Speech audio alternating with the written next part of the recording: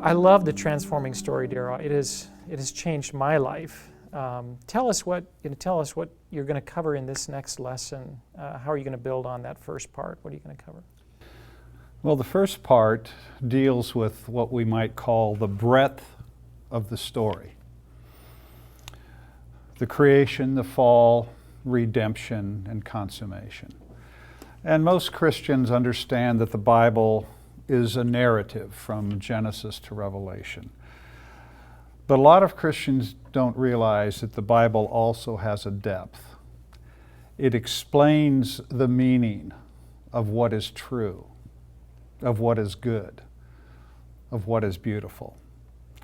It establishes what we might call the metaphysical capital.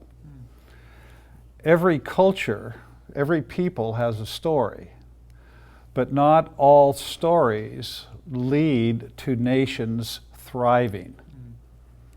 And we need to understand not only the breadth of the story, but we need to understand the depth of the story, the meaning of the story. What does it mean to be a human being? What is the nature of work? What is the nature of history?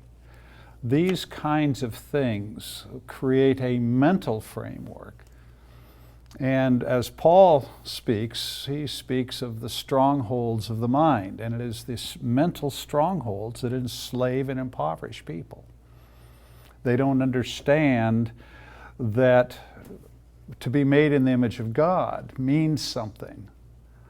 And without that understanding, even Christians can give lip service to being made in the image of God, but without understanding what that means for their lives, there's no transformation. So we need to understand the depth of the story, not just the breadth of the story. Bob, when you think of our times of teaching together, and I don't know if this will be helpful, but you know, the things that you share connect with the things that I share. Mm-hmm. And is there a connection here for you from the transforming story that is a connector for what it is that you're sharing? Well, I think there are several connectors. One connector is the fact that it's based on Scripture.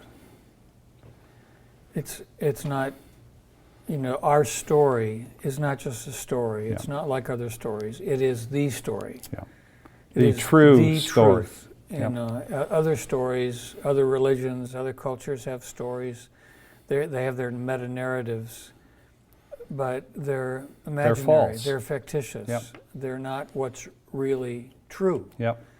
Where we believe that, and have been convinced by the evidence that we see, that the transforming story, the biblical story, is what really tells reality as it actually is. As it actually is. Yeah.